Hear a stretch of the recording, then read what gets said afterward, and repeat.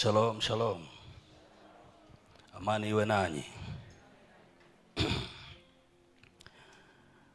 Namshukuru Mungu kwa sababu ya siku ya leo. Mungu ametupa tena kukutana katika shule hii ambayo tumeianza jana. Wangapi tulikuwa pamoja jana? Kwamba jana tulianza. Nafurahi kwa hiyo namba sababu haitanipa shida sana kurudi sana. Mungu awabariki sana kwa kuja. Tulianza somo jana ambalo linasema nguvu ya kusema. Nguvu ya kusema. Tulianza jana na leo tunaendelea. The power of speaking. The power. Okay. Kubariki sana. Mwada na uwajua. The power of speaking. The power of speech. Nguvu ya kusema. Na tulipita vichochoro vichache jana kuangalia mambo hayo. Mungu akusaidie sana kwa sababu ya hizi siku chache tunazo. Na nilikuambia jana mapema sana kwamba nitakuwa nazungumza randomly. Sitaweza kwenda kwa mtiririko mzuri sana kwa sababu ya muda, ili angalau niweze kukusaidia kupita kule ambako nadhani kuna umuhimu wa kukusaidia.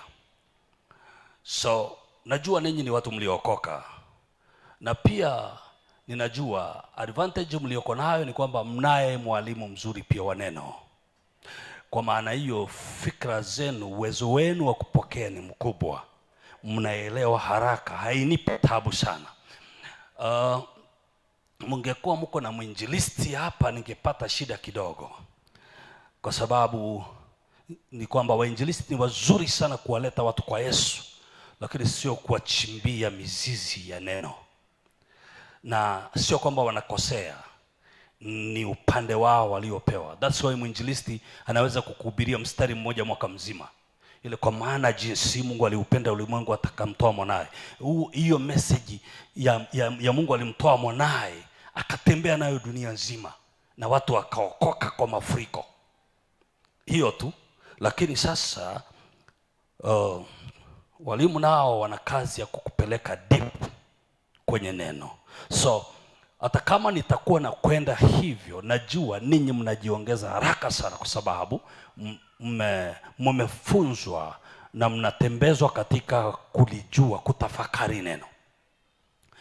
Kwa sababu message ninayozungumza hapa ya nguvu ya kusema, the power of speaking, ni somo kubwa sana liko kwenye muundo wa kitabu. Kama mtakumbuka, kuna mwaka, sikumbuka mwaka gani, nilizungumza hapa nguvu ya madhabahu. Nilizungumza nguvu ya madhabahu. Ni wangapi wanaweza kukumbuka hiyo? Tulikuwa nazungumzia nguvu ya madhabahu. Hamna watu wanaweza kukumbuka hiyo? Lielezea hapa. Hata mkirudi kwenye clips zenu mtakuta kuna sehemu nazungumzia madhabahu inaamua kila kitu. Na nikafundisha pia hata namna hatua za madhabahu. Vitu ninavyofundisha mara nyingi sana ni kitabu kama ile ya madhabahu.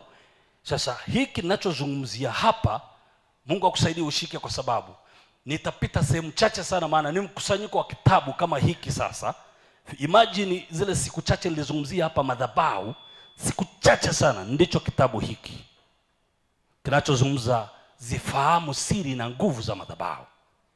Sasa hiki ninachokuzungumzia hapa, nimetaka kukuambia uwe makini sana, kwa sababu nitakupitisha maeneo ambayo ikifika Ijumaa au Jumapili nimekuletea kitabu kwa ufupi. Imagine kitabu kama hiki nikupeleke tangu jana, leo na kesho tu, na pita maeneo. Inabidi uwe makini sana kushika point kadhaa. Nilitaka tu nikupe hiyo picha, sio kwamba hiki kitabu nina kazi nacho hapa, wala sio kwamba nakitangaza, kwa sababu atakayofanyaga hiyo kazi siku ikifikaga ni Reverend. Lakini hiki nilitaka kukupa wewe tu, hakijafika wakati, maana tayari kitarekebishwa mambo kadhaa, kwa sababu wakati kilipomalizika kuchapwa nilikuwa kwenye Bishop Willy K. Akio. Ukisoma huku kwenye nani nitakuwa tu kimeishia kwenye masters, na ikasema kwamba wakati kitabu kinaenda mitamboni ninaendelea na PhD, kitu ambacho nimeshamaliza sasa PhD, so inabidi kikarekebishwe. Maana hapo kuna masters mbili sasa zimeshakuja na PhD, kuna academic PhD na kuna honorary doctorate, nayo pia hiko hapo. Kwa hiyo inabidi ziingie zote sasa, lakini Hayamo ana ambassador, peace ambassador. Kwa hivyo kuna vitu vitakuja kurekebishwa, lakini wakati ikirekebishwa kaa nayo, maana hapa nilikutaja wewe na Lea na fresh ya Wairimu niliwataja mahali. Ukicheki kwenye shukrani, watu niliowashukuru mtakuta wako hapa. Maana hii ni familia yangu, siwezi kuwasahau. Yaani hakuna kitu naweza kufanya kabisa alafu nikasahau wapo. Sasa hata wao wakinywa maji hapa Kenya, kuna wakati wakinywa maji, wakiangalia glasi wanakunywa maji, wanakumbuka Apostle na Christina wajanywa maji kule Tanzania, nakuta wamenitumia maji. Sasa wanafanya hivyo. So kila kitabu nitakachoandika kuna mahali majina yenu yataapia.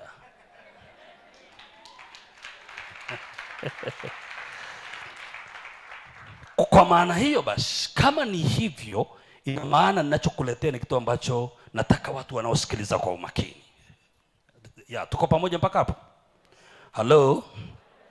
Kwa jana tulipoanza nguvu ya kusema, tulipita kwenye mambo ambayo nilienda haraka kidogo ili nione kama nitakufikisha sehemu. Na nikakuachia homework ambayo hata sikuulizi ni ipi, kwa sababu nitairudia kesho inawezekana. Lakini tulijaribu kuangalia maandiko kadha wa kadha kuhusu vile ambavyo kusema kunafanya kazi.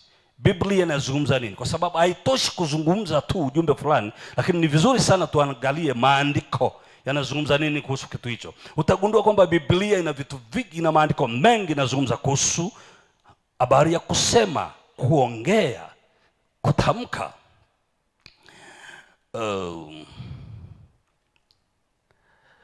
Kuna mahali tulikuja kumalizia kule.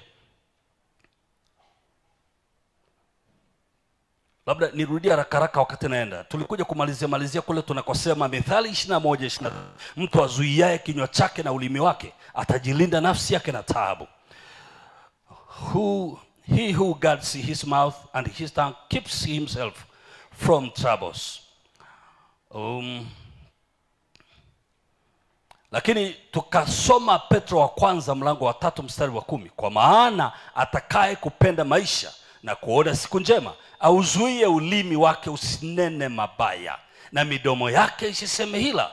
Hapa tulimalizia hii mistari huku mwishoni. Nakumbuka hivyo, au si ndio? Kwamba mtu anayetaka kuona siku nzuri tu, kuyapenda maisha pia. Na nikasema hakuna mtu asiyependa maisha. Lakini Biblia inasema kama mtu anapenda maisha, jambo la kwanza kabisa sio kuokoka. Kuokoka ni namba 1. Sijui kama utanielewa hapo. Kama mtu anapenda maisha yake yawe vizuri, nikikufundisha kitu kichukua kwa namna ya upana sana. Mafundisho yangu yana neema moja. Hata akiyashika mtu ambaye hajaokoka, basi maisha yake yanaweza yakawa mazuri wakati akisubiri kuokoka. Sijui kama umenielewa. Mafundisho yangu yanakujenga kimfumo, kwa sababu umeshaokoka. Lakini tunashuhudia waliookoka bado wakistruggle sana, wakiteseka sana, wana maumivu makali sana. Hii inaonyesha kuna kitu, there is something wrong. Kuna kitu ambacho hakiko sawa.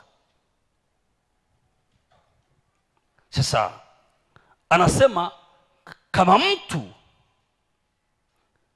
mtu atakaye kupenda maisha na kuona siku njema.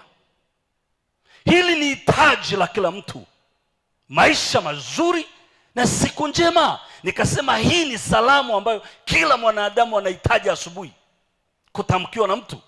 Mwanaume anataka kusikia hii kutoka kwa mke wake, kutoka kwa watoto wake, watoto wanataka kusikia kwa wazazi, mke anataka kusikia kwa mume, unataka kuisikia kwa bosi, bosi anataka kusikia kwa wafanyakazi.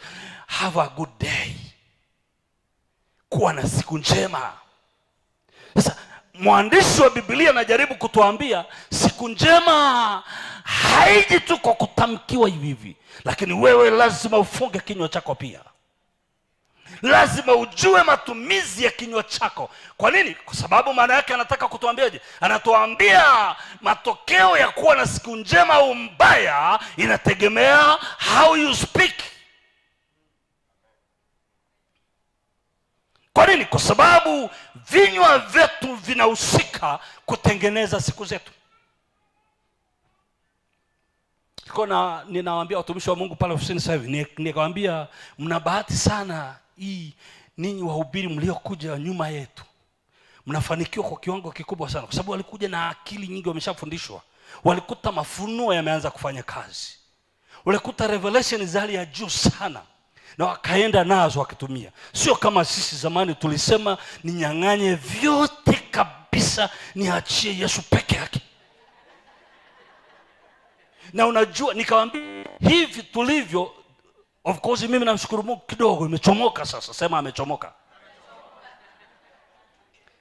Lakini nini kiliwafunga wahubiri wengi wa zamani? Nini kiliwafunga? Vinywa vyetu wenyewe. Tena tukitamka kwenye maombi. Ndio sisi tulikuwa tukiomba kwamba Bwana niko hapa kakitu kasichofaa kitu. Kumbuka maombi yanategemea majira na nyakati.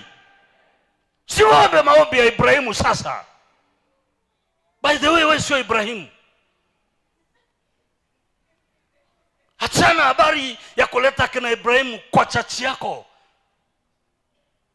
Kina Ibrahimu hawajawahi kuwa Donholm. Hawajui shida za Donholm. Hawajawahi kukutana na Gen Z Kenya. Though ni watumishi wa Mungu walio hai na walimaliza zamu yao wakapita. Cha kumleta Paulo kanisani kwako kila wakati. Paulo haja experience unachopitia Gitahi. Hajui. Though ni giant kwenye Biblia, hatuna ubishi. Lakini hawezi kupita mahali nilipopita mimi. Kama uamini kamuulize Yesu pia. Yesu ananiambia mwanangu wile, ukiniamini utafanya makubwa kuliko. Maana yake nini? Sio kufanya makubwa tu, utapita kule sikupita. Ndio maana yake. Sisi tuliendelea kuomba maombi ya tukifikiri ni unyenyekevu bila kufahamu majira yamebadilika. Nasema mtumishi unatuambiaje? Sikiliza. Wakati Yesu anaingia Jerusalem, aliingia kifahari kweli kweli kama mwanaume haswa, lakini aliingia na punda. Unajua sasa punda ataingia Nairobi tukupokea sasa? Hatakiwa kuingia na yale magari makubwa binti yangu yuko nayo. Siku hizi sio kuingia kwa miguu ni aibu, hata kuna aina ya gari kuingia nayo mjini ni aibu. Sasa sio tu farasi. Sio farasi, pastor. Kuna hata gari tu. Hapo nje unataka watu wengine kabla hawajatoka ibada utoke haraka uchomoke nalo kabla hawajakuona kama wewe ndio unaingia humo. Yaani unasema kabla hawajatoka wengine waanze ya kwao, ngoja mimi nitoke. Unasikia kama mtu kamewasha ameondoka haraka. Hataki mumuone wakati akiingia humo, lakini ana gari. Lakini akikompea na vijana wadogo. Mimi pale Tanzania ni kiongozi katika chama kimoja kinaitwa Umoja wa Makanisa ya Kitume na Kinabii. Acha kabisa watu wanaitwa mitume na manabii. Acha, hiyo ni namba nyingine. Vijana wadogo yale magari wanaendesha. Wewe sema unachosema chochote, lakini haiondoi ukweli kwamba wana magari. Sema wanauza mafuta, it's okay, lakini wana magari. Sema wanauza sabuni, sawa, wana magari. Sasa wewe usiyeuza chochote na unaamini Mungu peke yake, una nini? Kama Mungu wako hakupi hata gari, basi wafuate hao, nunua basi kwao. Sema unachosema. Wanapaka watu mafuta, sawa, lakini wana magari. Wanauza anointing, it's okay. Wewe usiuza kaa, hujalazimishwa, lakini wana magari. Wale jamaa wakipaki magari yao mahali, alafu ukangojea wakati wanafungua mlango washuke. Mtu anayeshuka kwenye hiyo gari, mbona mdogo hivi jamani? Tumekosea wapi sisi? Tulikosea kwenye mdomo. Kuna kijana mmoja, comedian mmoja pale Tanzania, sijui kama mmemwona, anaitwa Kamdomo. Na wewe angaliaga watu wa kwenu waone kule ma comedian. Kuna ka comedian fulani hivi anaibuka na anaitwa Kamdomo. Yaani yeye kila kitu na akisema amekuja tu na style yake ni kama vile ya kuonya watu kuongea. So ni ukiongea anakuambia kamdomo, kata mdomo. Yaani anakuambia kamdomo kata kuponza. Mdomo umefanya watu wengi wamechelewa kufika wanakotakiwa waende. Mdomo. Unajua shetani hafanyi kazi kila mahali. Anafanya kazi kwa mifumo. Anaseti mifumo, alafu anasogea, anaenda sehemu nyingine. So anaacha ninyi mkijaa kwenye mifumo wenyewe. So wakati ukikwama, kisema shetani ameniambia mimi sikuwepo. Mbona kama ni majibu ya kanisani ulijibiwa? Yaani hivyo ulivyo ni majibu ya ulichokuwa ukitamka mwenyewe. Unaona binti amekaa church, anawashusha wanaume. Anasema nataka mwenye sifa hii. Amechambua mpaka amefika 1000. Anarudi tena. Akifika 40, sema Mungu nipe yeyote ili mradi anapumua. Hawa anapumua tu, Mungu nipe tu, hawa anapumua peke yake. Hakuna kuna sifa alikuwa anazitaja zikamfunga. Sababu sio kazi yako hizo sifa, lakini kama unamwomba Mungu, mwambie Mungu akupe mke tu. Kama umeamua kuongea, kwa sababu sio lazima kumpata mke uende ukaombe. Kama uamini, kawaulize watu wote wenye wake duniani kwani waliomba. Wengine walienda mahali walipo tu, akauliza rafiki yake, huyu binti ana mtu? Akaambia hana. Uko kwao ni wachawi? Hapana. Ni wachoyo? Hapana. Ni wakarimu yeye. Mtembelee siku 2-3, jaribu wakoja na kupokeaje, chukua yeye. Achana mambo mengi. Sasa baba, nipe ambaye ni mcha Mungu. Unataka kuomba mume ukukaa huko akifunga na kuomba ule nini?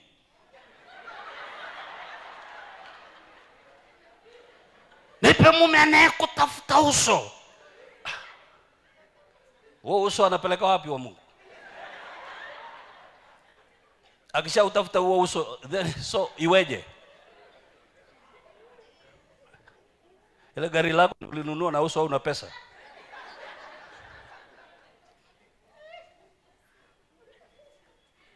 Unashangaa maombi yako yamekufanya block. Hakuna mwanaume anakuja kwako kwa sababu maombi yako yamefunga. Ni kinywa chako. Kwa kinywa chako unataka kuona maisha mazuri, unapenda maisha. Zuia kinywa chako kisinene mabaya. Zuia kinywa chako kisitabiri maovu. Zuia kinywa chako kisiongee mambo ambayo yanakuzidi. Ndio maana lazima uongee kwa kiasi. Hapo zamani tuliongea sana zamani sisi. Unaenda mlimani, unakaa mlimani porini kabisa, unaomba, unafunga. Bwana, Biblia inasema yafani ni mtu kupata dunia nzima na kupata hasara nafsi yake. Hilo andiko liliandika wewe? Unafahamu aliyeliandika alikuwa yuko kwenye hali gani? Wakati mwingine sio lazima usome Biblia yote. Nikwambie mwanangu, nisikilize. Mimi ni mtu mzima. Niko kwenye ministry hii. Huu ni mwaka wa 35 kwenye huduma peke yake, sio kuokoka. Wacha miaka ya kuokoka kwa hapo nyuma. Yaani nikiwa nahubiri kwenye platform 35 good years. Mtu asikwambia unatakiwa kuishika Biblia yote. Biblia nzima. Nani mwenye Biblia hapa? Hao wote mjagi na Biblia siku hizi. Yako ziko wapi Biblia? Dunia ilienda ngambo nyingine. Una Biblia? Mungu angalia huku ndani natafuta Biblia. Ona.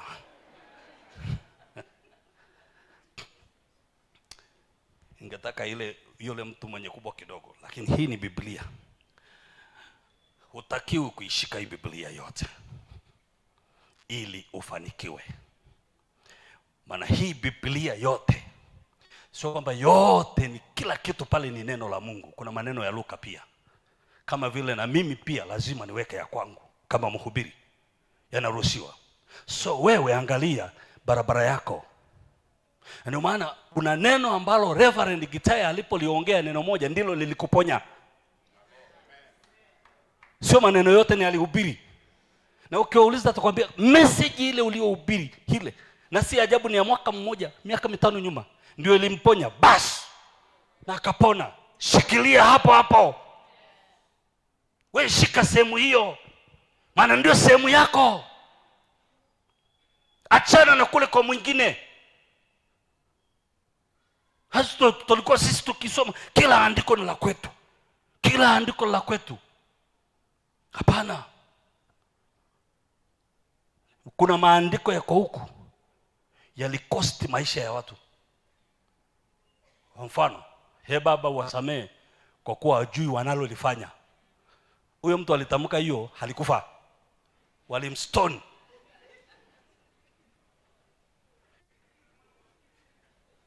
Huyo mtu aliyesema andiko hilo ikaandikwa, Baba wasamee kwa kuwa hajui watendalo. Stefano, waliongea watu wawili tu, Yesu na Stefano, na wote walikufa. Si usome Biblia yako uone. Kwa nikifikaga pale nikisoma watu tunaombea msamaha tunaua mtu bado. Basi kwa wenye wakati wangu nitajua namna ya kutembea nao. Nitawakimbia kabla hawajanifikia. Wakinifikia hata nikiwasamea wananiua.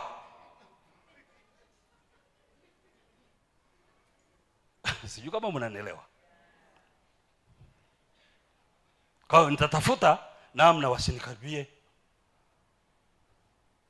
Wasema Bwana uliyemtoa Petro gerezani. Wewe tukana government uweko gerezani uone kama utatoka kama Petro.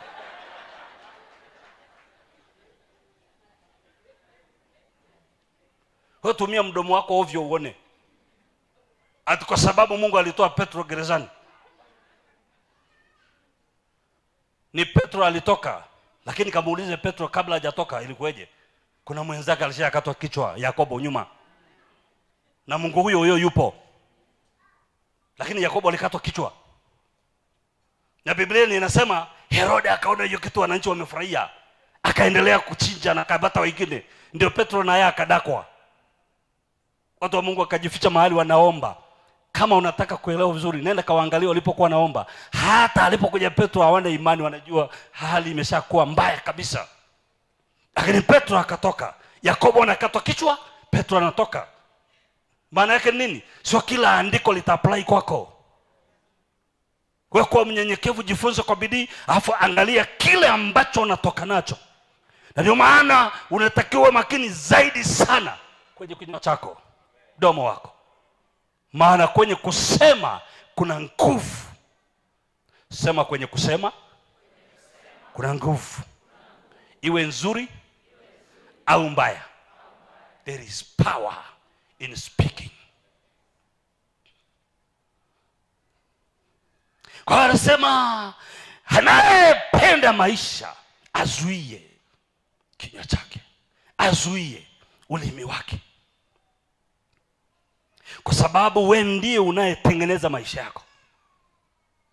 Maana kinywa chako kinatengeneza mahusiano kazini, kinatengeneza mahusiano nyumbani, kinatengeneza mahusiano popote unapokuwa. Mungu anisaidie nikupeleke ninakotaka haraka kidogo.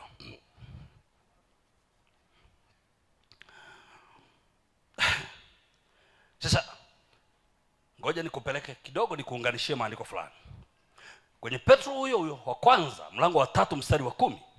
Huo mstari wa 10 huo nataka turudie vizuri afu nikwambie, kwa sababu hii ni kama chuo. Hiki ni chuo cha Mtakatifu Petro. Kwa maana atakaye kupenda maisha na kuona siku njema auzuie ulimi wake usinene mabaya na midomo yake hapo ya college hiyo university hiyo unamaliza namna ya kuishi maisha mazuri.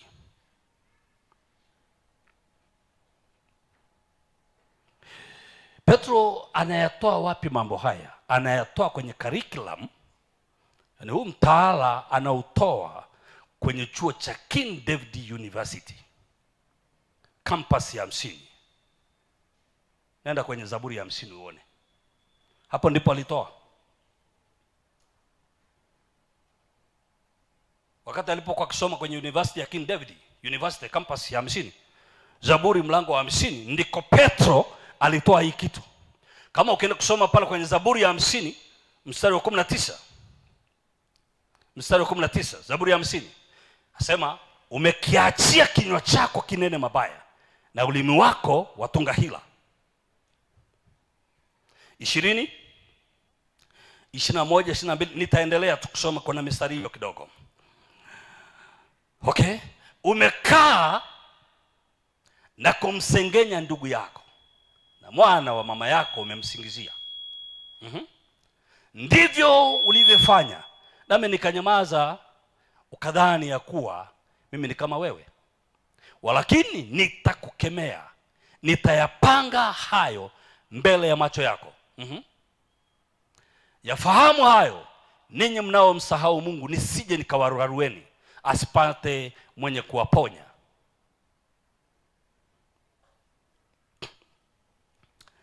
Sijui nikwambieje kusoma neno haya. Hivi umeelewa?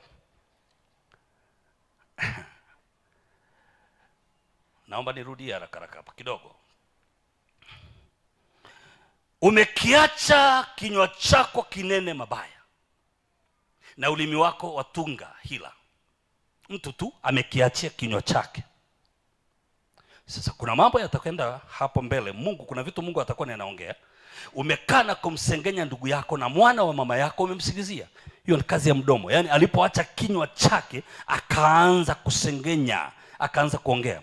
Halafu anafanya mambo hayo akifikiri kama Mungu haoni chochote. Lakini anasemaje? Nitakukemea, nitayapanga hayo. Sasa sikiliza, kwa sababu ya kunena kuna watu wamekemewa na Mungu. Lakini tunawaombea. Huwa tunawaombea na hatujui. Na bahati mbaya sana hawa watu ambao ni talkative huwa hawajui saa ngapi wamekosea. Wewe hata akija mbele za Mungu kuombewa hajuagi kwamba alikosea, kwa sababu imekuwa sehemu ya maisha yake kuongea. Ndio maana Biblia inasema umekiacha kinywa chako kinene tu. Yaani wewe kazi yako kunena tu. Kuna watu wanajua kila kitu. Anajua siasa zote za Kenya, za Tanzania, anajua siasa za Uganda, anajua makampuni yaliyoko Kenya, masoko ya Kenya. Wewe unajua kila kitu. Hapana. Hata kama Mungu amekupa neema hiyo ya akili nyingi ya kujua mengi, fahamu mengi, zungumza machache. Sijui kama kuna mtu amenielewa. Mimi sikuzuii kujua mengi. Tena kama una neema ya kusoma, soma vitabu vingi sana. Lakini zungumza machache. Maana tulisoma jana kwamba katika wingi wa maneno hapakosi dhambi. Hapakosi makosa. Katika wingi wa maneno. Kwa hata kama umejua mengi, sasa unaona, baada ya kuzungumza sana, baada ya kukiacha kinywa kinene mabaya, baada ya kuacha ulimi utangetange tu ukitunga hila, lazima mtu anayeongea sana aanze kusengenya, aanze kusingizia. Anasema, ndivyo ulivyofanya nami nikanyamaza, ukadhani ya kuwa mimi ni kama wewe. Walakini nitakukemea, nitayapanga hayo mbele ya macho yako. Nataka kusema kwa sababu ya watu kutokupangilia vinywa vyao, kuna watu wamekemewa na Mungu tayari, na tuko nao. Maana Mungu hapendi sana mtu anayeongea mno,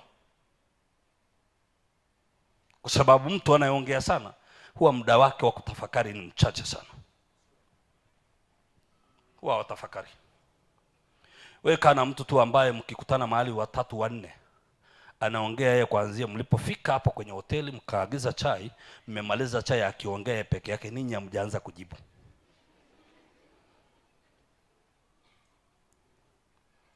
Mimi kuna watu wananishangazaga wakati mwingine nikiwapigia simu na mimi ni kiongozi, alafu ni anashangaa tu anaongea yeye kama vile yeye ndio kiongozi. Na hiyo ukimpigia kiongozi wako simu, nyamaza. Na kiongozi wako akipiga simu, nyamaza. Msikilize amalize. Usianze kumuelezea na maandiko yanasema. Mtumishi anakupigia simu kabla hata hujajua ni kitu gani. Kuna watu ajabu sana, Reverend Apostle. Unampigia mtu simu, wewe ni kiongozi wake hapa. Bahati nzuri siwajui na hujaniambia. Wapo tu. Umati wote wakosekani. Vile umempigia tu anakuambia, "Gai, ni kama Mungu amekuelekeza." Acha mwanangu, acha, utakosea. Acha kumshtua, acha kumtishia pastor. Sikiliza ajenda zake alizopiga. Ni kama Mungu alikuongoza. Nilikuwa na kufikiria na kuna maono nilitaka. Sasa anakosa hata namna ya kueleza kile ambacho kimemfanya achukue simu akupigie. Hapana, kila jambo lina wakati wake. Na inawezekana hicho ulichonacho wewe hutakisema kabisa, kitabakia humo mpaka Yesu arudi. Sio kila ndoto tutaeleza, sio kila mawazo tutaeleza. Maana Mungu anayetumia watumishi, kuna vitu vingine hata solve kabla hata wewe haujasemaga. Hao wengine unataka tu kumwambie, "Gai, nilitaka nikuambie vile ulivyosema, umepita nilikokuwa nafikiria jana." Sio muhimu sana. Yaani sio muhimu sana. Jitulize. Mwangalie jirani yako, mwambie jitulize. As long as Mungu anafanya, wewe tulia. Maana kuna watu wamekosea, hata fursa nyingine wamekosea kwa kuwa wanataka wao waongee. Unamuita mtu ofisini, wewe ni kiongozi, anakuja ofisini kwako anaongea kuliko wewe, mpaka unabakia kwa ndio. Sasa ninataka niwape password kidogo, ama niwape kodi. Ukisikia unaongea na kiongozi alafu katikati ya mazungumzo ameanza kukwambia okay, alafu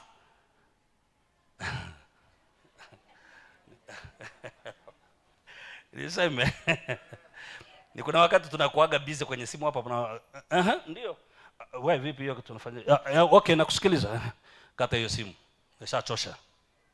umeshachosha. Yaani nitakuwa busy tu, alafu si ajabu nigonge na vitu fulani ili kwamba usikie huko kama niko busy. Niko nataka uondoke hewani, ondoka tu. Shachosha. Mimi nina machache niliyotaka kukuambia tu basi, kwa sababu muda umepimwa. Na Mungu hafanyi kazi kwa sababu ya hayo sana. Mungu tayari anafanya, yuko kazini.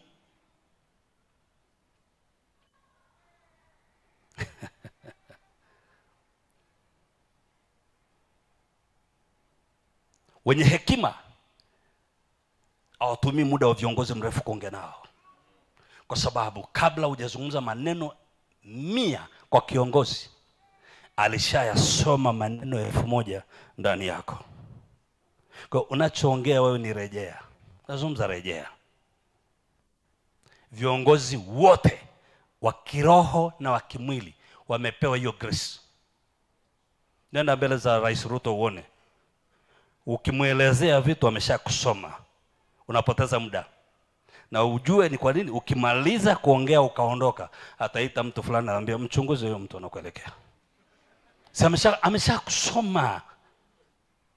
Mnafikiri kuongea sana ndiko kunasaidia. No, kuongea kunakosaidia ni kule kunakopangiliwa. Unaongea wakati mbingu zimesema ongea. Nje na hapo unapiga kelele na kusumbua masikio. Ndio maana kanisa lazima lijue hii. Sababu kuna wakati kanisa linatakiwa litulie kwa sababu mbingu zimetulia. Sio udhaifu. It's not yani sio udhaifu, sio unyonge kusema no comment. Unasemaje kwenye hili? Sina comment. Sio lazima kila kitu utoe tu opinions zako. No, kuna wakati unasema sina comment. Wewe unaonaje mahubiri ya leo? Sina comment. Hivyo tu. Umeelewa sana tu. Na pale aliposema hivi na hivi, hata na hapo nilipaelewa. Ukuelewa aliposema hivi, usiruhusu, sababu kwa kinywa chako utanaswa kwenye mtego.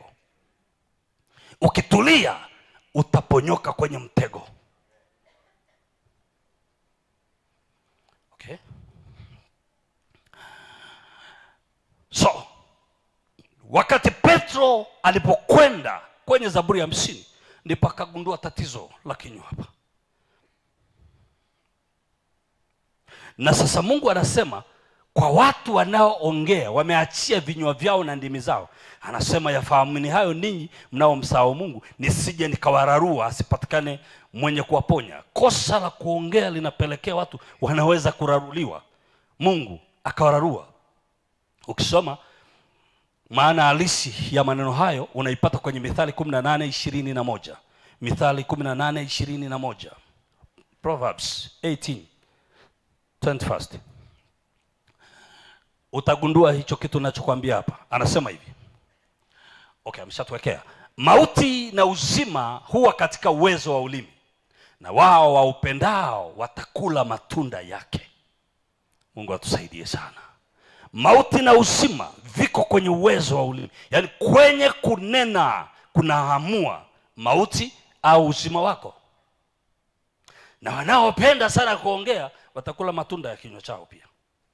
Ukisoma kuna maandiko mengine yanasema mtu amejaza tumbo lake kwa anayoyasema. Na ndio lazima uwe makini sana. Unajaza mema au mabaya. Kwa sababu kuna nguvu kubwa sana kwenye kuongea. Inaamua hatima yako. Your destiny inategemea kinywa chako. Anasema, sasa nisikilize kidogo, kuna vitu nataka kuelezea hapa. Katika andiko hili dhahiri kwamba matokeo ya kusema ya maneno yanaweza kuwa mazuri mabaya kutegemeana na maneno yanayotoka kwenye kinywa cha mtu husika. Naam, ni kawaida ya watu kusema, lakini sio wengi wanajua kwamba ulimi, ingawa ni kiungo kidogo, kimebeba uzima na mauti kutegemea na mtu anavyotumia. Maana tujikwaa sote katika mambo mengi. Mtu asiyejikwaa katika kunena, huyo ni mtu mkamilifu, awezaye kuzuia na mwili wake wote kama kwa lijamu. Haya tunasoma katika Yakobo 3:2. Yakobo 3:2. Neno tujikwaa kwenye toleo la Kiingereza King James limeandikwa offend. Yaani kuna offensive katika kuongea. Sasa offend hapa nilitaka nikuweka kidogo kwa sababu ya maneno nitataka kuongea hapa mbele kidogo. Unapokosea kwenye kuongea, bahati mbaya sana makosa ya kuongea hayamuoffend. Yaani yanakuwa hayawe offensive tu kwa mtu muongeaji peke yake. Kuna uwezekano wa kumuathiri hata na mtu mwingine. Hapa naomba tuwe makini kidogo. Ndio sababu kuna wakati ulimwengu wa kiroho ni kama kuna mishale na kuelekea. Na ukibahatika kuishi kama hicho, ukiishi kitu kama hicho, unaanza kukemea tu randomly. Unakemea tu, nakemea hali ya vita kwa ulimwengu wa roho. Nakemea na pomoa. Njia nzuri kabla ya vita vyovyote, maaskari yote shujaa hawaendi vitani tu kwa sababu kuna vita. Lazima warudi mezani kuichora vita mezani. Ili kufahamu njia za kupitia ni zipi. Lakini pia kuanza kuchunguza adui anayetushambulia ni nani na kwa nini, na amejipanga kutushambulia kwa muda gani. Kwa sababu si ajabu adui aliyejipanga kushambulia ataishia mlolongo na atarudi mwenyewe kabla ya ninyi amjasogeza mguu hapa kumsogelea. So huyo huwa afuatu kupigwa, huwa mnaendelea na ibada ya shukrani kwa Mungu. Sijui kama mmenielewa. Nataka kusema sio kila vita iliyopo utaipigana. Hapana. Inatosha vita vingine kugundua adui aliyejipanga hatafika pale ulipo.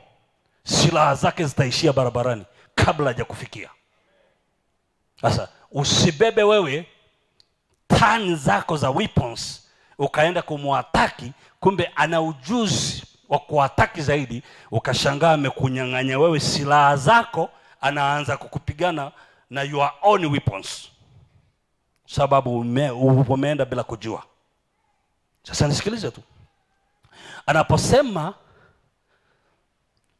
offend, inapoonekana kuna offensive kwenye kuongea, kwenye ulimi, kwenye kinywa, haya ni madhara ambayo hayakudhuru wewe tu, lakini yanaweza kudhuru pia na watu wengine.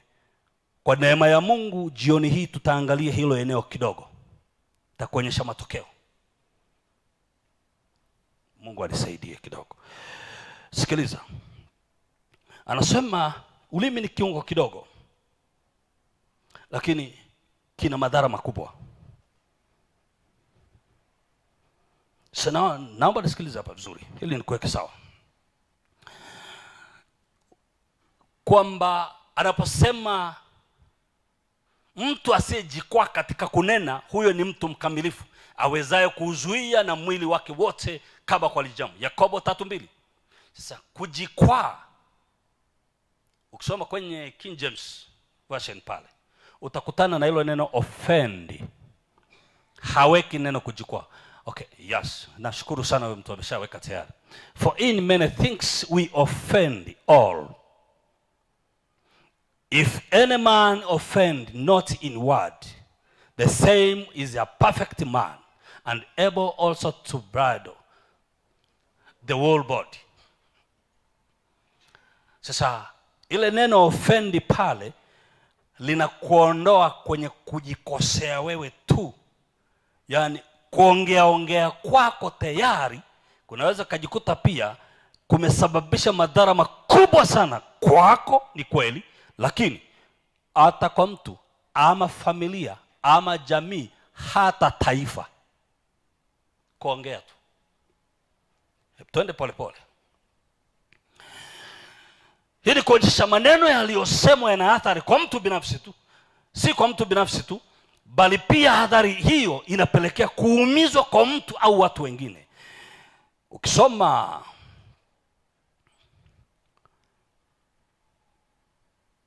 nataka nikuonyeshe kidogo watu walioongea. Soma kitabu cha Hesabu. Ili upate hii picha ninachokuambia hapa. Unadhani wewe ukiongea tu basi nimeisha? Hapana. Kuna watu wanapitia hali ngumu sana kwa ajili ya maneno yako. Kwa ajili kuambie, nenda kaangalia mahali popote ambako kuna watu walifanya mgomo alafu watu wakafukuzwa kazi. Kachunguza vizuri. Kuna kamtu kamoja kalianzisha maneno. Kamoja tu. Na ulimi wake ukawasha moto. Ikaendea college nzima. Mwisho wa siku ukasikia kuna watu wamefukuzwa college kama 50. Alafu ukija kuwauliza labda kama ilitokea, mimi hata sikujua ilikuanzia eti. Ila kuna ilianzia dormitory fulani story. Ikaenda. Mwisho wa siku mamlaka zikaona hapana, tusipochukua hatua itakuwa mbaya.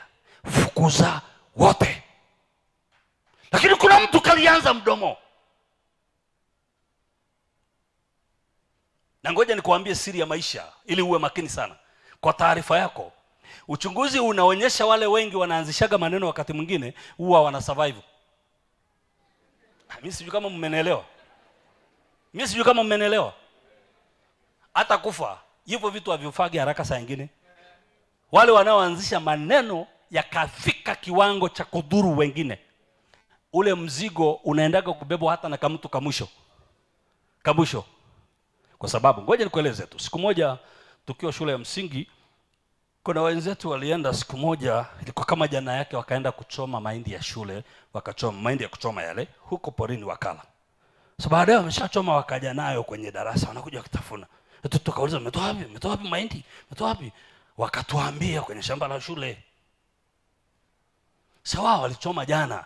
Kesho yake tukafanana na manyani, tukavamia shamba. Walimu wanakuja kushangaa, wanaona moshi ukipanda kule, moshi unapanda. Tunachoma mahindi. Tumeenda kuiba mahindi ya shule, tumechoma. Lakini ukumbuke kuna watu fulani tu, wanafunzi wenzetu walichoma jana na hawakugundulika.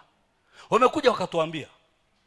Sasa unajua sisi wote tulikuwa wengi, kwa hivyo tulijulikana ni klasi gani na klasi gani. Tayari standard 6, 7, 5 tumeishia kwenye mahindi, mpaka wasichana wa madarasa yetu tuko nao, hawakubaki nyuma. Mimi mpaka leo sijui ni akili gani ilitufanya hivyo. Sijui tulifikiri kwamba kuna muujiza ambao ni unafanya moshi usionekane, hatukujua. Lakini kuna watu waliotuambia kwamba wamechoma. Walisema kama wangechoma wakanyamaza peke yao huko wakamaliza, tusingepata ile taabu. Tulifukuzwa shuleni, tukaambia tukaleta wazazi. Na imagine kama ni wakati wa mahindi ya kuchoma ya shule, si mpaka mashamba ya nyumbani pia yapo mahindi. Yalikuwepo tu nyumbani mahindi.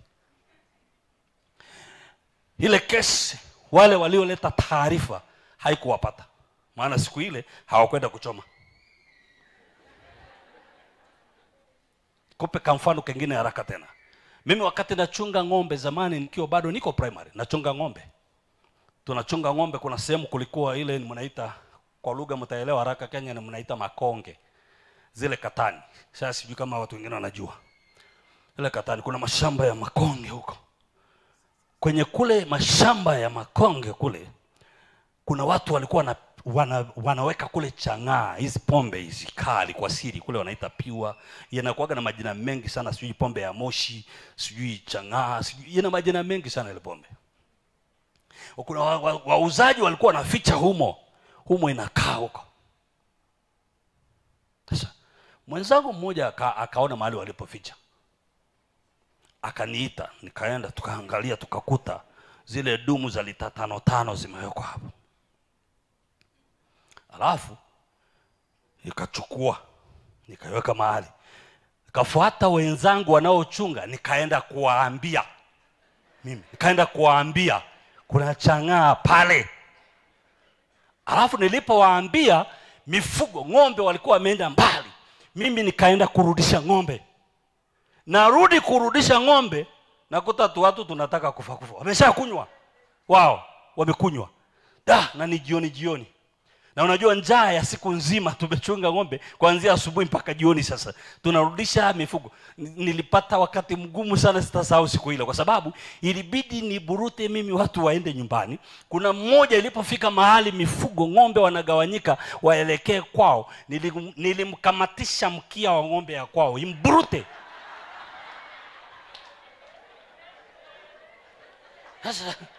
Sasa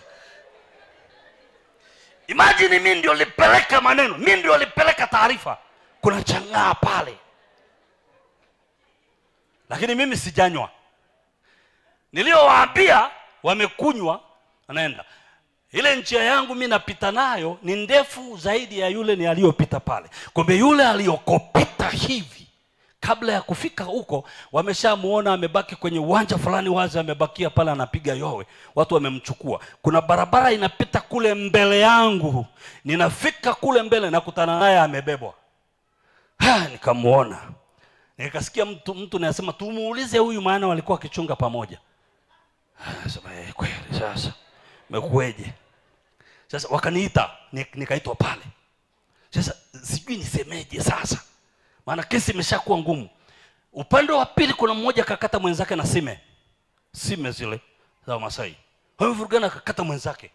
Yaani imeshakuwa shida kabisa. Lakini wale tulioona wawili wale hatukunywa.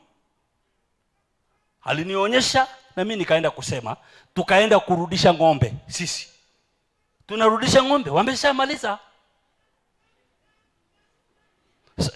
Nilipoitwa pale, nakuja polepole maana sijui nitasema nini.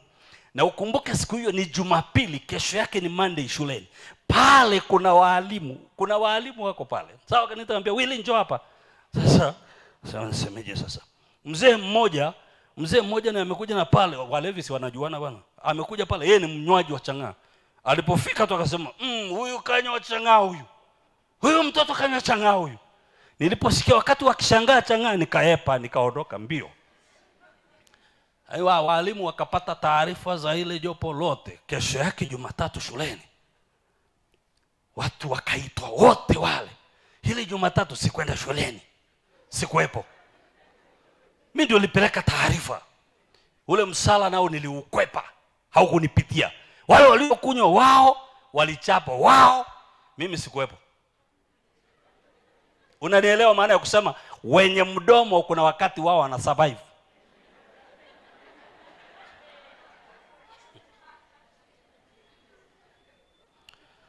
Hata mtu akianza kueneza sumu kanisani, wale wanaenezaga sumu wanabakiaga unaama wewe mjinga. Ili kanisa la kuama hili linatoa michango mingi. Na kwa aliyeleta habari kwamba mimi hata sijui pesa zinaenda wapi bwana sasa. Mnanasa haraka mnaambukiziana, anarudi nyuma taratibu. Anarudi anakaa na nyamaza. Wakati mkiama mkinaangalia nyuma, mnamuona anapiga gitaa. Anaendelea. Aka mtu sidiko kalituambia. Anarudi anambia, kwani tulisema sikuambia muame na nye. Liko tunawapa taarifa, it's just information. Mwambie jirani yako kuwa makini. Mwachie mtu maneno yake. Mwachie mtu maneno yake. Au mwambi? Sikubali kununua. Niliwaambia jana maneno ni bidhaa inayouzwa. Sio kila bidhaa tunanunua. Chagua. Kwa sababu kuna mtu anazungumza mambo ambayo yanaweza kuoffend, yakawa offensive hata kudhuru wengine. Kuna watu wamezungumza maneno yamedhuru mpaka taifa.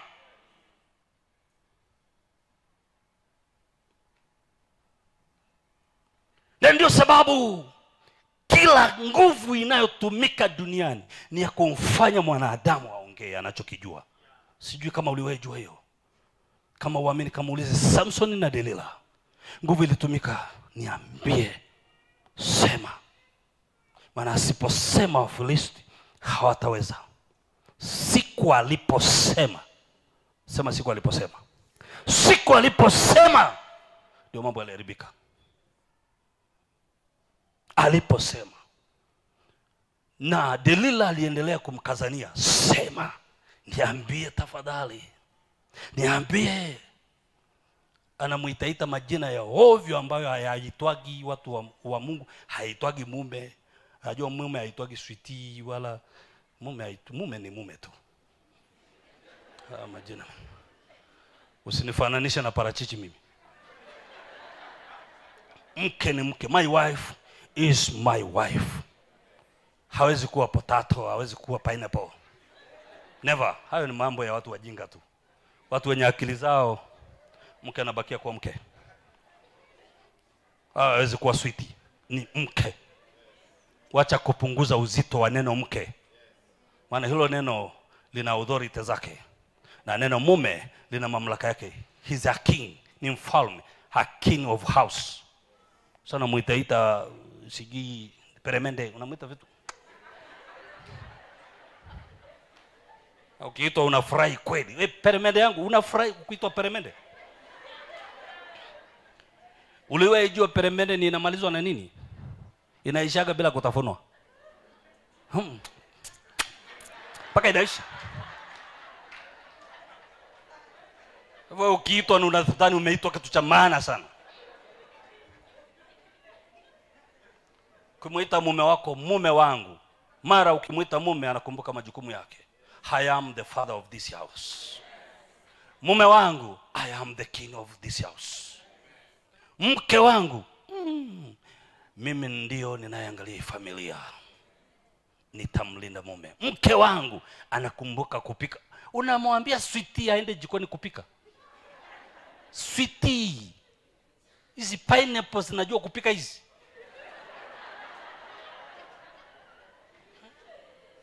Hizi tomato sauce zitafua nguo?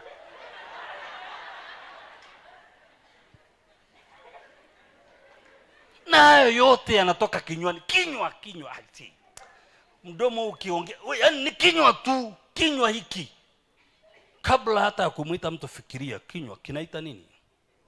Sije ukaharibu. Mmeharibu hata wake, wamekataa kuwa wake kwa sababu ya mnavyowaita kinywa. Mnawaumba kuwa hivyo, mnawaumba. Mnavua watu mamlaka yao kwa majina mnawapa.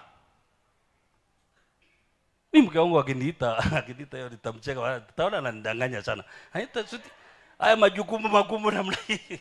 Majukumu niliyoko nayo ni tete majina ya ajabu. Mimi siwezi kudanganyika. I am the breadwinner. Sasa unanidaita sweetie wakati nafikiria mtaishije, mtakula namna gani? Afadhali uniite katapila.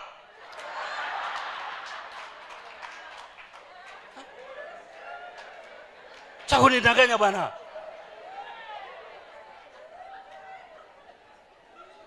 Zile kazi tunafanya sisi ni kama za kreda, katapila. Tunatengenezea familia barabara, tunatengenezea jamii, watoto njia za maisha yao. Tuita my darling sweetheart. Wewe wacha kunidanganya.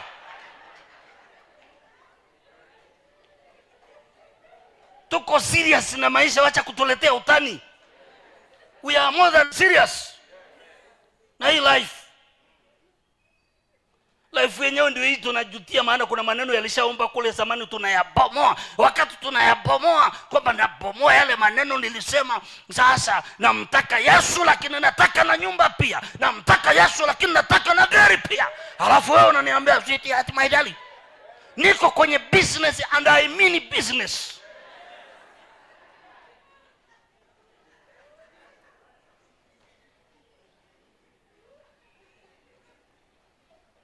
Nafikiri maisha ni mchezo. Kama uamini, nenda kaangalie maharusi walioana wakaenda honeymoon. Wakati wakienda, mke anapitishwa mbele, anaambia pakia gari. Saa ile wakitoka honeymoon, budget imeisha. Waangalie wanaporudi wakishuka gari, ila mtu anaburuta begi lake.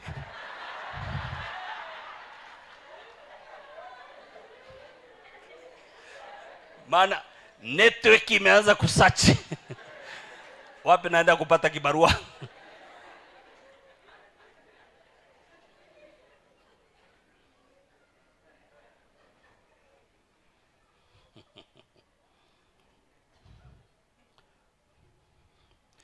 Kwa kuonyesha madhara, kitabu cha Hesabu 12. Hesabu 12. Linda maneno yako. Linda sana. Hatima yako inategemea unayoongea. Hesabu 12, mwanangu anayeniwekea maandiko yaweke, tuende nayo mfululizo kidogo. Tutayasoma kwa urefu kidogo. Kuanzia mstari wa kwanza. Nimekuambia na kufundisha vitu ambavyo ni kama kitabu hiki ni kama nadokoa. So pia vumilia kidogo maandiko ili upate kitu, kwa sababu tunawasaidia saa nyingine kusoma, kwa sababu ninyi wakati mwingine pia mko busy. Hamsomi sana hivi. Hamsomi sana kwa urahisi. Hebu ngoja tusome kwa hatua upate picha fulani. Kwa nini mhubiri anatuambia maneno yanaharibu? Ngoja uone. Kisha Miriam na Haruni wakamnena Musa. Kikao hapa cha kunena hapa. Kikao kimekaa cha kuongea. Sema kikao cha kuongea. Kuna kikao cha maneno hapa. Kwa sababu ya mwanamke Mkushi aliyekuwa amemuoa. Maana alikuwa amemuoa mwanamke Mkushi. Wakasema, je, ni kweli? Ni kweli Bwana ananena na Musa tu? Hakunena na sisi pia? Kumbuka hiki ni kikao cha nini? Kuongea. Ambacho kwa mtu mwenye akili pale Haruni angegundua, angemwacha Miriam peke yake. Miriam angeenda jikoni kuosha vyombo. Lakini Haruni alikosea, akampa company. Hiki kikao kilitakiwa kivunjike kabla hakijaanza. Maana kinaleta hatari mbaya. Sio kwa mtu tu, kwa taifa. Si maneno tu. Ninyi mnachukuliaga simple. Si tumeongea tu. Pastor, sijui kama uliwahi kutana na kesi mtu anakuambia, mimi nilisema tu kwa utani, sikuwa serious hivyo. Uliongea tu. Fungua kinywa chako kwa password. Sijui kama unanielewa. Fungua kinywa kwa nini? Usiache kinywa kimekaa ovyo. Biblia imesema pale, mlikiacha kinywa chenu wazi kunena mabaya na ndimi, kuacha kinywa. No, weka password. Ukifungua kinywa hata watu wajitayarishe kusikia hekima inayotoka. Maana ufungui kinywa ovyo. Ukikifungua na kifungua kwa password.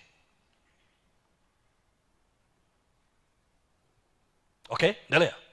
Wakasema, je, ni kweli Bwana anena na Musa tu, hakunena na sisi pia? Bwana akasikia maneno yao. Mungu anasikia nini? Wakati ukifikiri kila saa ni unaomba, kuna wakati Mungu anasikia maneno. Ndio maana Biblia inasema, na kila neno lisilo maana Bwana akija utalitolea hesabu. Ili nalo ulilisema kwa nini? Lisema tu kwa sababu mdomo siku hiyo ulikataa kujifunga. Ulifungua ovyo mdomo. Endelea. Weka tu.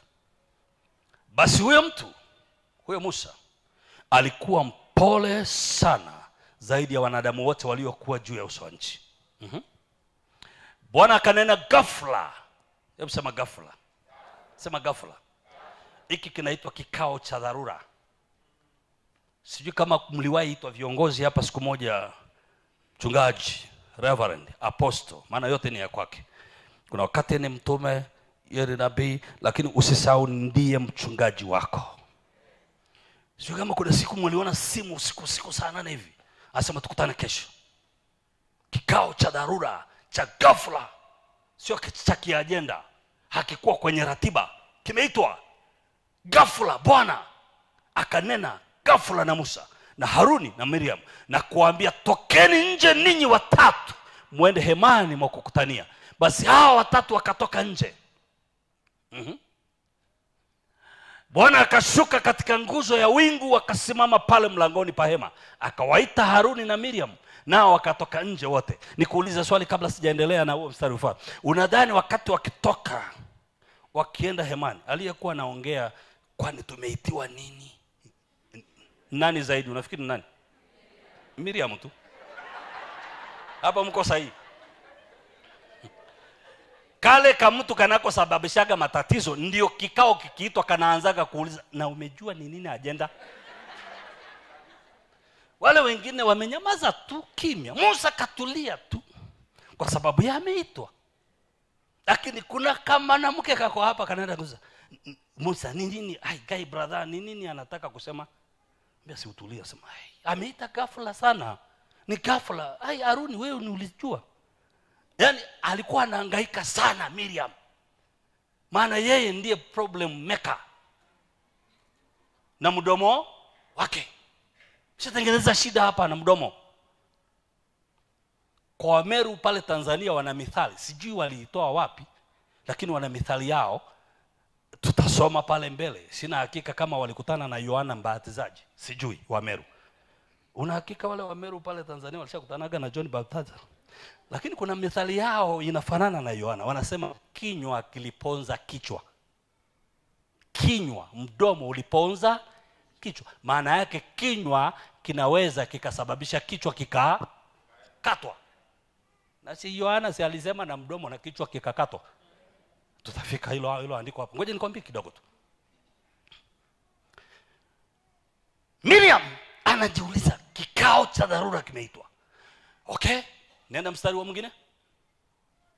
Kisha akawaambia, sikizeni basi maneno yangu. Akiwa nabii kati yenu, mimi Bwana nitajifunua kwake katika maono, nitasema naye katika ndoto. Nenda haraka, sivyo ilivyo kwa mtumishi wangu Musa. Yeye ni mwaminifu katika nyumba yangu yote. Kwake nitanena mdomo kwa mdomo, maana wazi wala si kwa mafumbo. Na umbo la Bwana yeye ataliona. Mbona basi ninyi hamkuogopa? Wewe uogopi. Sio kama Tanzania ni kuna msemo siku hizo wakifanya nasema wewe uogopi. Unapofungua mdomo uogopi. unayezungumza habari zake na umjui. Kumbuka kila mwanadamu hatima yake iko kwa Mungu. Hata kama unamsema mfanyakazi mwenzako, hujui hatima yake. Wewe uogopi? Muulize jirani yako, wewe uogopi? Nirudishie hilo andiko. Anasema mbona basi ni nyamu kuogopa kumnena mtumishi wangu Musa? Kumbe kabla kufungua kinywa chako kunena, unapaswa kuogopa matokeo. Ogopa. Kwa nini mgogopa? Hebu endelea mstari ujao. Hasira za Bwana zikawaka juu yao, naye akaenda zake. Alipokasirika tu mzee, ghafla kapotea. Kawacha hapo. Kupotea kwa Mungu, what happened? Kisha ilo wingu, kama Mungu ameondoka, wingu nalo lisingebakia tafadhali. Tuna watu ambao kila ukikutana nao barabarani wameokoka na wingu alipo. Unaona kama mtu kakitembea kakistrago na hakuna wingu. Wingu limeondolewa na nini? Kinara chako nini kimekiondoa? Mdomo wako. Mdomo wako. Niliwahi wafundisha hapa siku moja, nikawaambia hata watu waliookoka vizuri wako kwa Mungu. Wachawi hatuhangaiki nao sana. Kuna vitu viko within vinatutesa kuliko mchawi aliyoko jirani, ambaye lazima kuna hatua za kwenda. Sijui kama mnanielewa. Niliwahi wafundisha hapa nikasema, ili mchawi aweze kukuloga, amepata access kutoka ndani yako. Kinachokutesa wewe na kitakacho kuzuia kwenda mbinguni sio kilichoko nje, kiko within. Kinacho najisi utakatifu wa maisha yako sio watu. Watu tutaishi nao tu, tutapakia nao matatu, tutauza nao sokoni watu hao. Wachawi, mchawi atauza hapa na mimi nitauza hapa na maisha yatasonga. Na hana cha kunifanya. Kitakachonipa taabu ni mimi ndani yangu. Unajua mtumishi wa Mungu, mahali nakaa kuna wachawi, kuna majaribu mengi sana. Yesu alishasema imekwisha. Kwa habari ya wachawi iliisha. Kwa habari ya mambo mengi yaliisha. Tatizo liko ndani. Na kitu kimoja chenye shida hapa ni mdomo wako. Okay? Endelea. Wingu lilipoondoka, kisha hilo wingu likaondoka kutoka pale juu ya hema. Na tazama, sasa sikiliza haka kama mdomo sasa. Mdomo umeleta balaa hapa. Miriam akawa mwenye ukoma. Jamani, si ilikuwa kusema tu na kaka yake kuhusu wifi yake? Sasa hii shida yote imetokea pitina mpaka ukoma. Kama mdomo. Hebu sema kama mdomo. Mimi siogopi shetani, siogopi wachawi, naogopa sana mdomo wangu. Kinywa changu kinaweza kikanifunga pabaya. Nikaombewa, nikafanywa deliverance, lakini kama kinywa changu hakitatiwa tohara, bado nitaendelea kustruggle. Kuna mambo nimeyafunga kwa kinywa changu mpaka niyafungue kwa ukiri. Nitakiri kufungua vyote nilivyo. Akasema Miriam akawa mweupe ukoma, mweupe kama theluji. Haruni akamwangalia Miriam, na tazama yu mwenye ukoma. Haruni kaka yake yule alikuwa anasikiliza story, sasa tena yuko kuangalia dada yake amepata ukoma kwa zile story walikuwa wanapiga. Kaida, lakini sister alikuambia maneno sio mazuri. Huku nielewa sister. Yaani ona sasa hii shida. Nilikuambia tu habari hizi zikifika kwa pastor hizi zitaleta shida. Ona sasa kikao kimeitwa. Hebu nenda mbele. Kisha Haruni akamwambia Musa, akakimbilia kwa brother. Bwana wangu, nakusihi sana, usituwekee dhambi juu yetu, kwa kuwa tumefanya ya upumbavu na kufanya dhambi. Maneno yamepelekea kufanya dhambi. Maneno. Ngoja nikuulize, twende pamoja. Kule nyuma kwenye mstari wa kwanza tumesoma kuna matendo walikuwa wakitenda au walikuwa wananena. Lakini hapa anasemaje? Wametenda dhambi. Kwenye maneno kuna offensive. Kuna makosa yanaweza kupeleka hata jinai, criminal. inaweza katokea wakati mwingine kwa kutokana na maneno.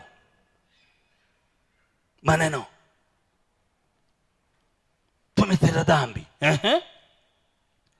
Kisha Haruni akamwambia, okay, akasema tumefanya dhambi juu yetu kwa kuwa tumefanya upumbavu na kufanya dhambi. Endelea. Na kusii asiwe kama mmoja aliyekufa, ambaye nyama ya mwili wake nusu imelika hapo atokapo tumbo la mama yake. Musa akamlilia Bwana. Musa yule alikuwa anasemwa naye ni kiongozi. Na sasa unajua ni kwa nini? Sijui kama unapata picha Musa alikuwa nayo. Kwa sababu ile kesi ilienda kuingilia kwenye familia na inataka kuondoka na mtu kwenye familia. Memba mmoja wa familia yuko kwenye hali ya kifo tayari. Kwa sababu kuongea. Familia ngapi zimepita kwenye mapito magumu kwa sababu kuna kamtu kanaongea hovyo. Na maneno yake yanagharimu familia. Unaongea ovyo. Na maneno yako yanaleta madhara ndani ya kwenye familia. Miriam ameongea akifikiri tu ni kawaida kuongea. Kwa nini? Kwani sasa ameoa mkushi huko, alafu eti ndiye kila mara tu anasema Mungu anaongea naye. Kwani Mungu ataongeaje na mtu anaoa mkushi? Ni yeye tu anaongea. Kwani Mungu hawezi kusema na sisi pia? Maneno, it was just their words. Yaone tu vile ambavyo ni mepesi tu kama yale mnayoongeaga wakati mwingine. Ni mepesi tu, lakini nataka nikuhakikishie wiki hii Mungu amekusudia ufahamu siri ya hayo maneno. Sio nyepesi unavyofikiria wewe. Na inawezekana mahali ulipokwama mpaka sasa ni hayo maneno mepesi yamekuweka hapo. Hebu endelea mbele. Musa anaanza kumlilia Mungu. Anamsihi Mungu. Mstari wa pili. Bwana akamwambia Musa, je, kama baba yake angelimtemea mate usoni tu, hangaliona aibu muda wa siku 7? Na afungwe nje ya kambi muda wa siku 7. Kisha baada hayo ataletwa ndani tena. Musa akamlilia Mungu kwa sababu ya maneno ya Miriam, na sasa ameleta shida, amepata ukoma. Lakini Musa anamwambia Mungu, nadhani alimwambia zaidi haya, akimwambia Mungu, unaona familia itanilaumu kwamba kwa sababu yangu mimi ndio dada amekufa, watasema nimemtoa kafara. Wewe fikiri kama ni siku za leo, si ataambia huyu kamtoa kafara ili aendelee na uongozi, kamtoa dada yake kafara. Musa kagangana na Mungu pale. Na ukumbuke Mungu ameshasema Musa haongeagi ila kwa password, ni mpole. Kwa neno moja la Musa lina ujazo wa tani za kutosha. Neno moja la Musa akiongea, Mungu anahesabu kwa uzito sana, maana huyu mtu haongei, ni mpole. Akiongea kuna maana ya kuongea. Mungu akamwambia Musa, sawa, nimekuelewa. Ni kweli haya makosa ni ya ndugu yako na jamii haitaelewa, lakini nikuulize swali, kama hata baba yake tu angemtemea mate tu, si angeona tu kwamba ameshatiwa unajisi, angetengwa? Basi na mimi ni baba, nimemtemea mate aliyompa ukoma, basi itendwe vile vile, awekwe nje ya kambi siku 7. Je, taifa la Israeli lilikuwa wapi wakati ule? Lilikuwa linasafiri jangwani. Watasafiri wamwache Miriam? Unanielewa naposema maneno yako kwa makini nayo? Kuna maneno ukiyasema nyumbani kwako, nawe ni mshirika wa hapa, unaleta msukosuko sio tu nyumbani kwako, inahamia mpaka kanisani. Kuna mtu mmoja ambaye unamletea madhara na maneno yako. Huyo mtu ana marafiki zake hapa, washirika kama 10 hapa.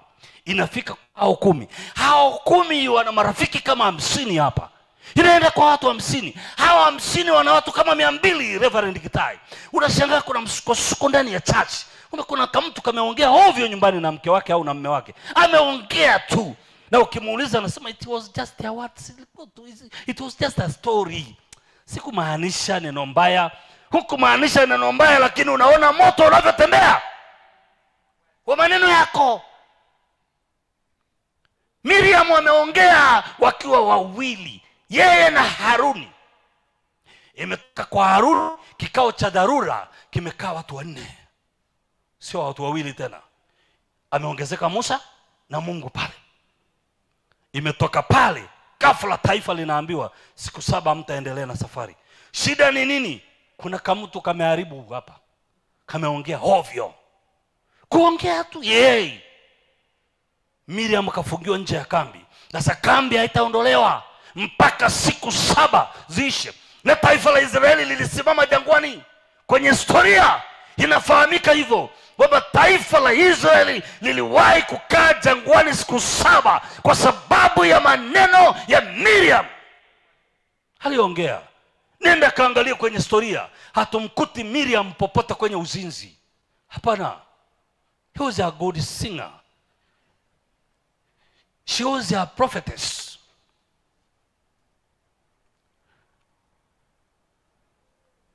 She was a good sister to her brother. Alikuwa anafikiria anamtetea brother kwamba huyu mke asija akawa ni atamtesa. Yeye alifikiria anatetea. Unajua kuna wakati masista wanajifanya wanajua wake zetu. Wewe achana na mke wangu, kwa sababu mke wangu namjua mimi. Ushauri wako unaweza ulete balaa. Angalia kama hayo maneno yako yana password. Ndio sababu Wakristo, watu waliookoka, wakati mwingine pia mkiongea, hata pale inapobidi, kuna wakati, sio kila wakati useme barabara. Wakati mwingine sema kama ni unazunguka, ili atakayeelewa aelewe na asielewa baki hivyo hivyo. Wakristo wanategemea wazungumze kwa hekima sana, hasa kwenye majira ya sasa, hasa kwenye nchi zetu hizi. Sio kila wakati unaulizwa unaonaje habari ya nchi, usiongee kila kitu. Sema mimi naona tu hata pamoja kuna shida, lakini Mungu anaipenda Kenya. That's all. Hapo imeshaisha, umemaliza. Na huyo mtu kama ni mtu na anaelewa atakwambia yenyewe ni kweli, yenyewe ni kweli, Mungu anapenda Kenya. Kuisha maneno.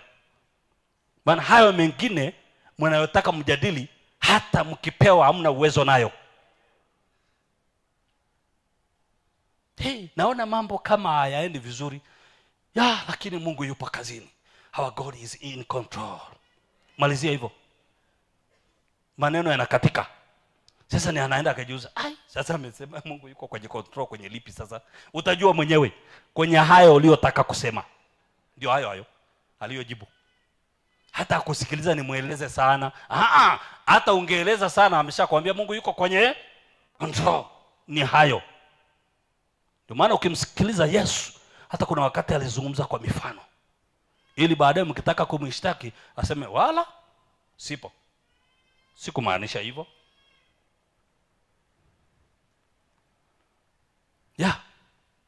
Ukumbuki kuna wakati walitaka wamshtaki kwamba anabomoa Yerusalemu, jengo la Yerusalemu la hekalu, na yeye hakumaanisha lile hekalu wala, lakini alisema tu walikuwa wanamuonyesha hekalu. Unaona ile jengo ambayo siku zinakuja ambazo sijui libomoeni ile hekalu, nami nitalijenga kwa siku 3. Wewe hii kitu imejengwa siku 3. Wakapeleka mashtaka hao, wakaenda amesema ile hekalu atabomoa na atajenga siku 3. Hapana, hakusema hiyo hekalu hiyo. Hata yeye anajua kwamba hilo hekalu alijengwa siku 3, hata yeye anajua. Lakini Biblia inasema miili ni hekalu pia. Wangemuua, wangebomoa, na siku 3 wangefufuka. Wakristo ni watu ambao sio wakukamatwa na kesi kila wakati. Maana wana tekniki za kuongea. Wanaongea kwa password. Haongei kama walevi wachang'aa. Hawaongei tu ovyo.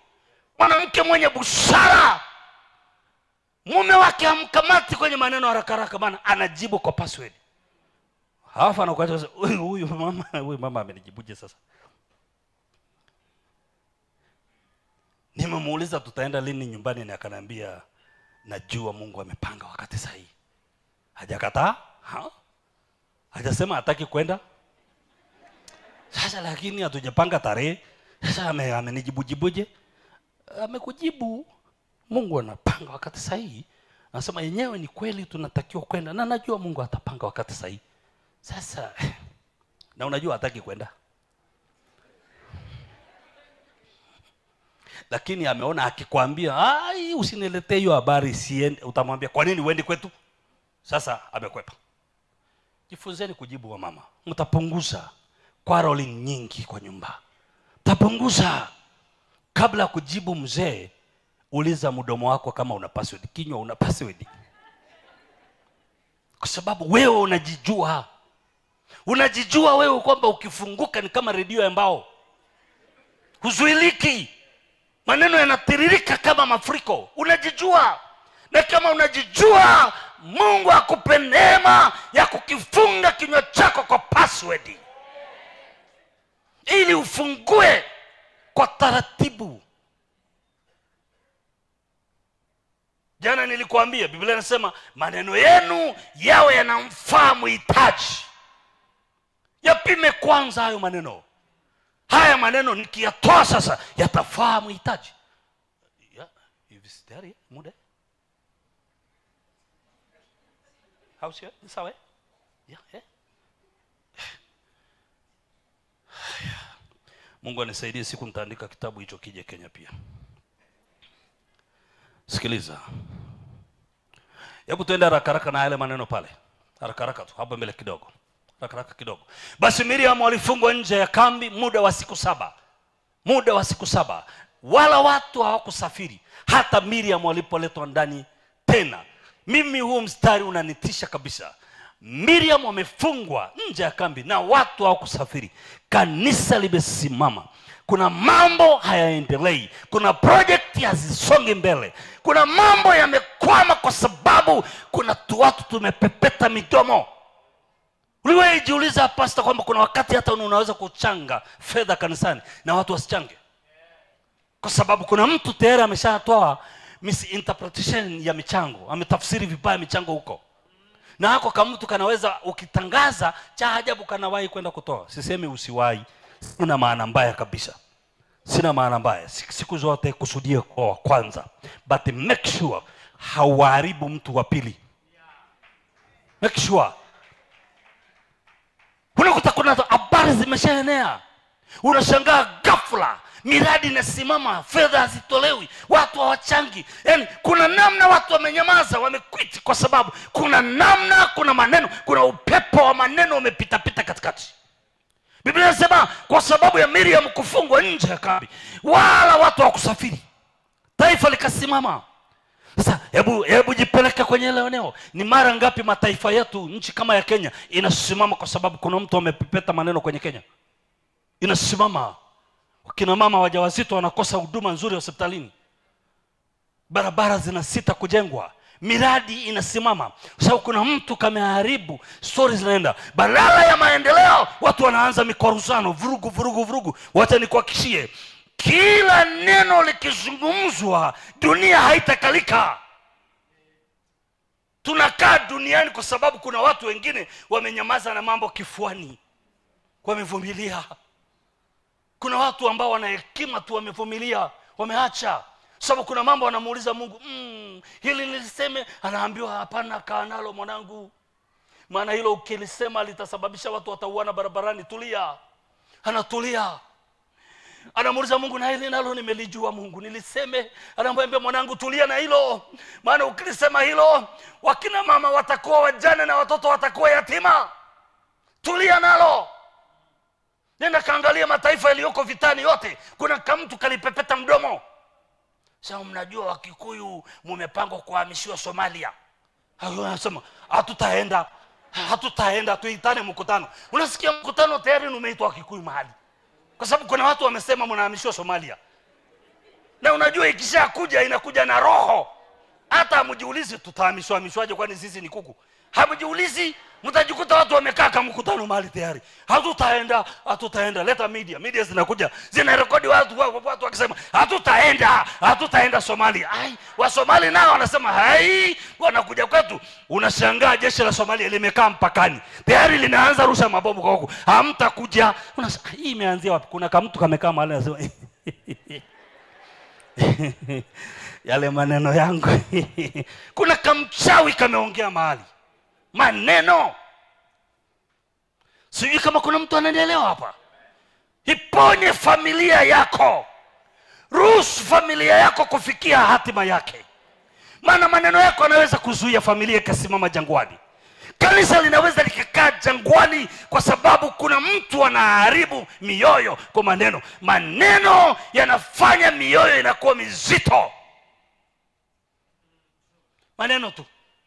Washangaa mtu uliagana naye jana mkicheka, ghafla amekutana na mtu, mnakutana kesho, anaongea nawe, unamwona huyu mtu ni mzito moyo kabisa. Moyo umekuwa mzito. Hata kuna mahali mlipanga mwende pamoja, anakuja anakuambia nimekuja tu kukuambia sitaweza kwenda kule kwa sababu kuna dharura imetokea.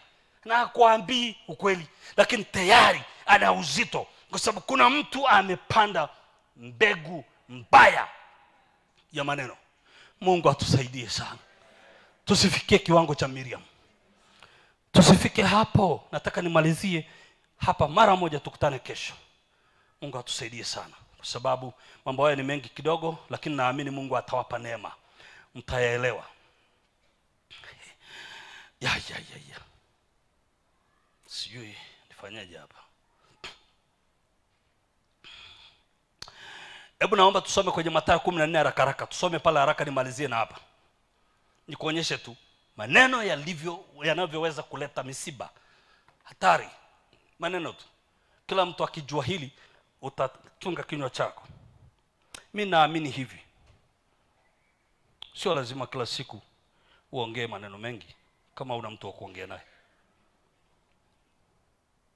Na wakati mimi na mke wangu ukitukuta utafikiria watu hawapendani. Amekaa pale na mimi niko lakini hatuongei. Stories zimeisha. Wewe miaka yote tumeishi kwa stories zipo tu.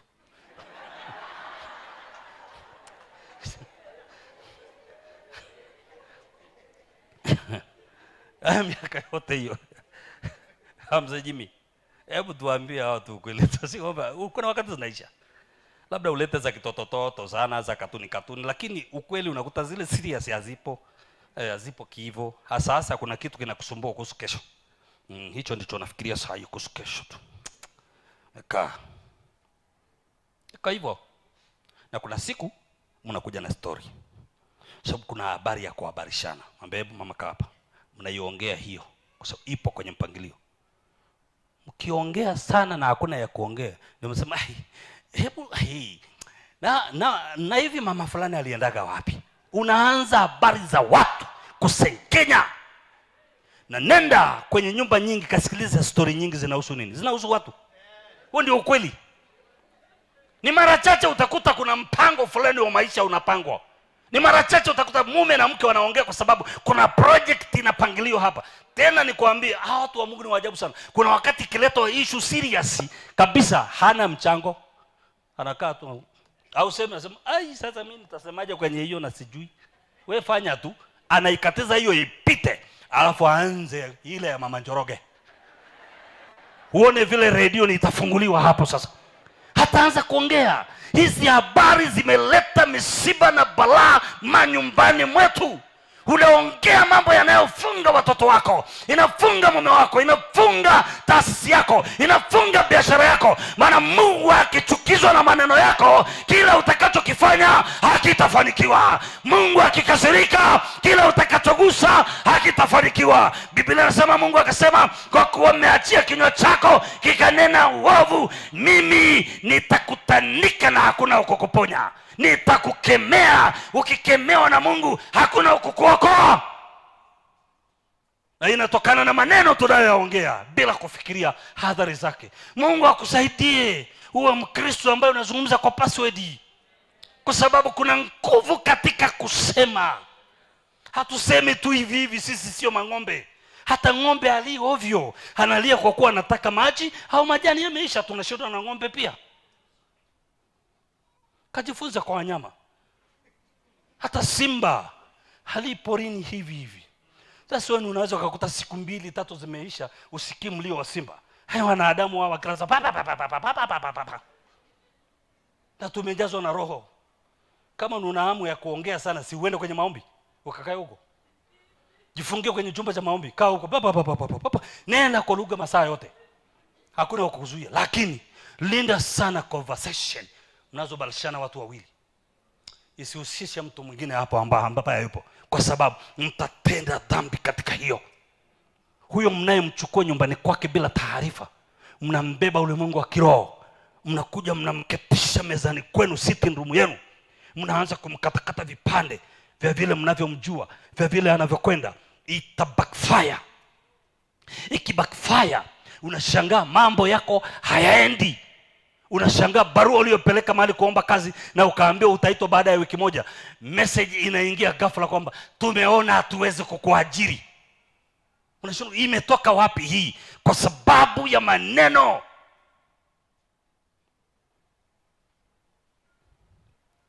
Sasa ili nikuacha, tutakuja kuangalia vizuri hapa, lakini nikueleze kuhusu Yohana Mbatizaji.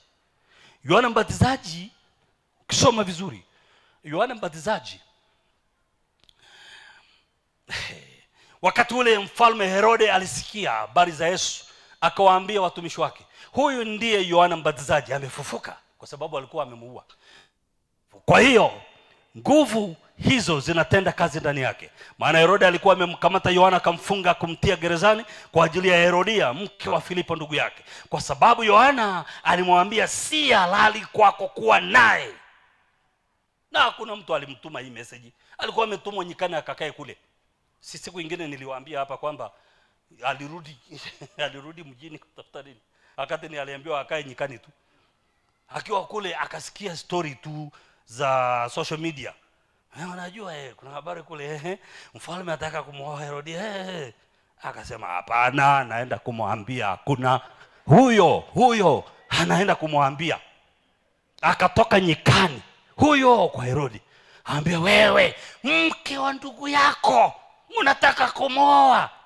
Kamdomo rafiki Yohana, kamdomo. Ungetulia kule nyikani, maisha yaendelee. Kamdomo katakuponza, mdomo uliponza kichwa. Kuna kitu wahubiri hawasemi mara nyingi, huwa tuwaambie mara nyingi kwamba Yohana alizikwa bila kichwa. Si tuwaambie leo wajue.